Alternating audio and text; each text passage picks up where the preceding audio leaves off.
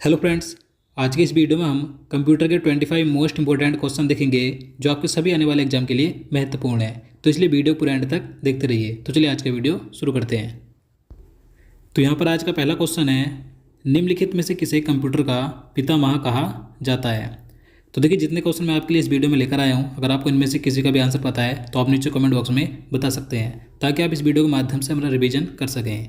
तो देखिए, कंप्यूटर का पितामह यानी कि फादर ऑफ कंप्यूटर या कंप्यूटर का जनक किसे कहा जाता है, तो चार्ल्स बेबेज को कहा जाता है। तो इसका आंसर ऑप्शन भी हो जाएगा चार्ल्स बेबेज को। देखिए, इनका जन्म लंदन में 1791 में हुआ था। तो आपको याद रखना है, father of computer Charles Babbage को कहा जाता है। अगला क्वेश्चन है, कंप्यूटर की भौतिक बनावट क्या कहलाती है।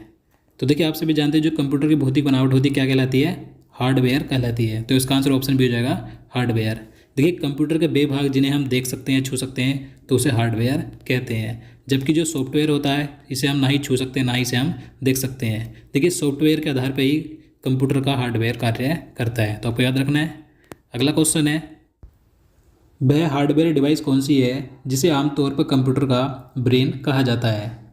तो देखिए, कंप्यूटर का ब्रेन यानी कंप्यूटर का मस्तिष्क किसे कहा जाता है, तो सीपीयू को कहा जाता है। तो इसका आंसर ऑप्शन सी हो जाएगा, सीपीयू को। देखिए, इसकी फुल फॉर्म क्या होती है, सेंट्रल प्रोसेसिंग यूनिट। याद रखना है।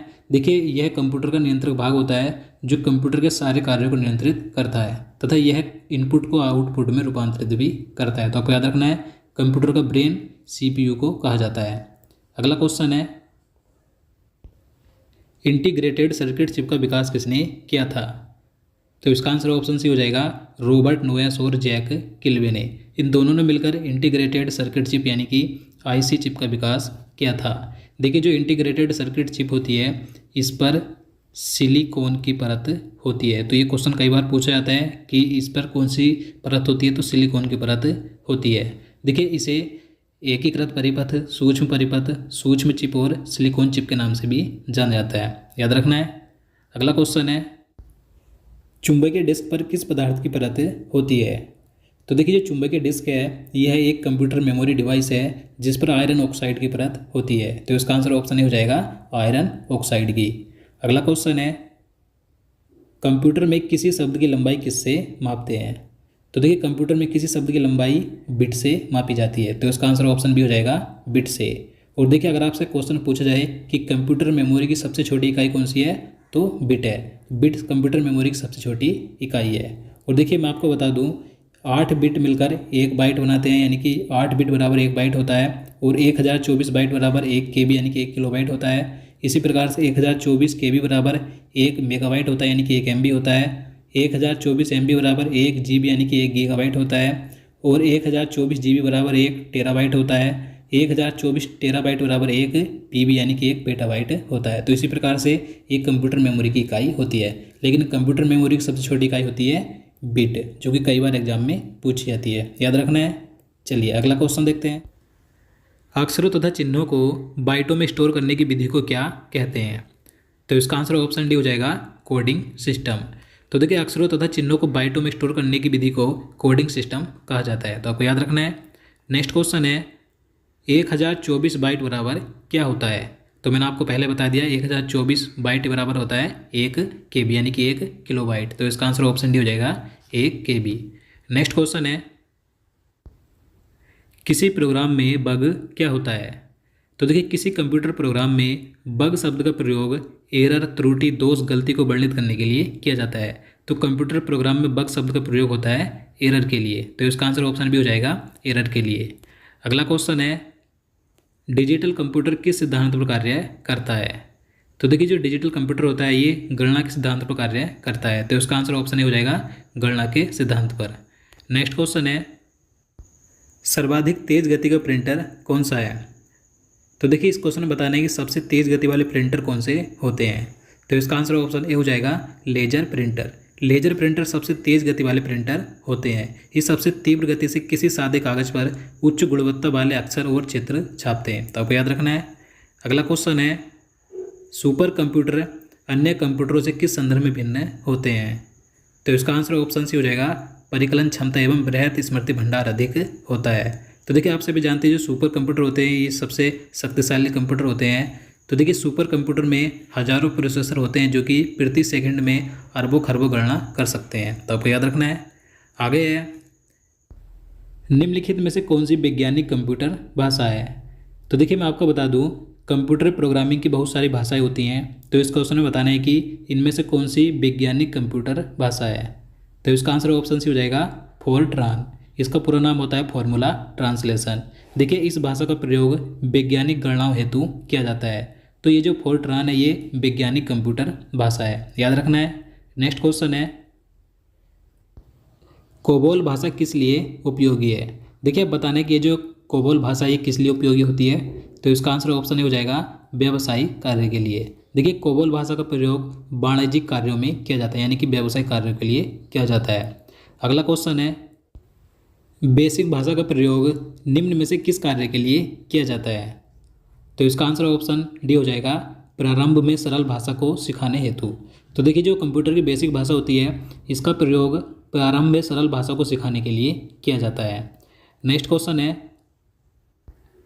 कंप्यूटर भाषा जावा के आविष्कारक कौन है। तो इसका सही आंसर ऑप्शन सी हो जाएगा सन माइक्रो सिस्टम। तो देखिए जावा एक कंप्यूटर की प्रोग्रामिंग भाषा है जिसे कि सन 1995 में अमेरिकी कंपनी सन माइक्रो सिस्टम द्वारा विकसित किया गया था। तो जावा के आविष्कारक कंपनी का नाम है सन माइक्रो सिस्टम। अगला क्वेश्चन है, कौन सा सॉफ्टवेयर शब्द संसाधन में प्रयोग किया जाता है। तो देखिए आप सभी जानते हैं, तो इसका आंसर ऑप्शन सी हो जाएगा MS वर्ड। काफ़ी फेमस सॉफ्टवेयर है कंप्यूटर का। देखिए MS वर्ड एक सॉफ्टवेयर है जो कि वर्ड यानी कि शब्द प्रोसेसिंग कार्य के लिए प्रयोग किया जाता है, जो कि एक विंडो ऑपरेटिंग सिस्टम है, याद रखना है। नेक्स्ट क्वेश्चन है, इंटरनेट के क्षेत्र में www का सही रूप क्या है। तो देखिए मोस्ट इंपॉर्टेंट क्वेश्चन है, क्योंकि जो www है इसकी कई बार फुल फॉर्म पूछी जाती है। तो इसकी फुल फॉर्म क्या होती है, वर्ल्ड वाइड वेब। तो इसका आंसर ऑप्शन भी हो जाएगा वर्ल्ड वाइड वेब इसकी फुल फॉर्म होती है। और देखिए इसके आविष्कारक कौन थे, तो इसका आविष्कार किया था टिम बर्नस ली ने, याद रखना है। नेक्स्ट क्वेश्चन है, रैम का पूर्ण रूप क्या है।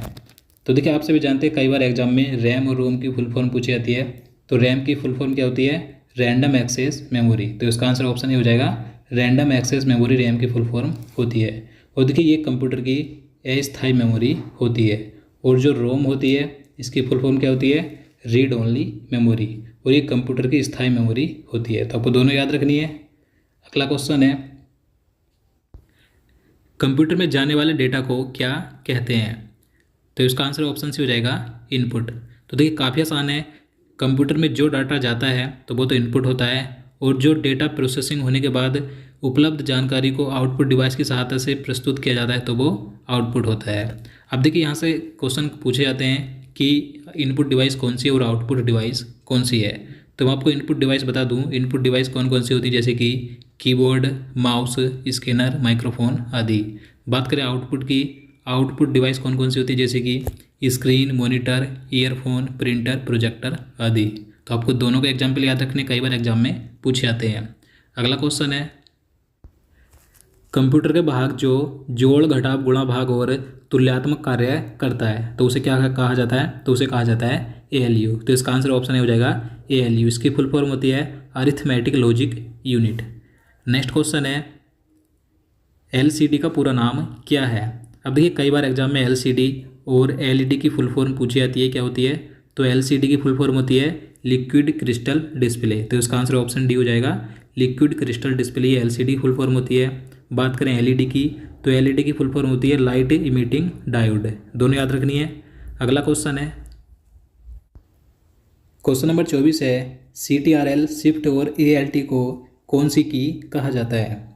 तो इसका आंसर ऑप्शन ए हो जाएगा मॉडिफायर की। तो देखिए जो कंप्यूटर कीबोर्ड में CTRL, शिफ्ट और ALT होते हैं तो इन्हें मॉडिफायर की कहा जाता है। मॉडिफायर की कंप्यूटर की एक विशेष की होती है, याद रखना है। रैम किस प्रकार की मेमोरी है।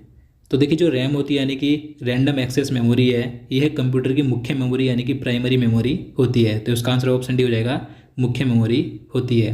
मैंने आपको बता दिया है कि ये कंप्यूटर की अस्थायी मेमोरी होती है, क्योंकि देखिए इसमें अचानक कंप्यूटर अगर बंद हो जाए तो इसमें डाटा चला जाता है, यानी कि डाटा खो जाता है, तो इसलिए अस्थायी मेमोरी होती है। और जो रोम होती है ये कंप्यूटर की स्थायी मेमोरी होती है, क्योंकि इसमें अचानक कंप्यूटर बंद होने पर डाटा खोता नहीं है। तो आपको याद रखना है।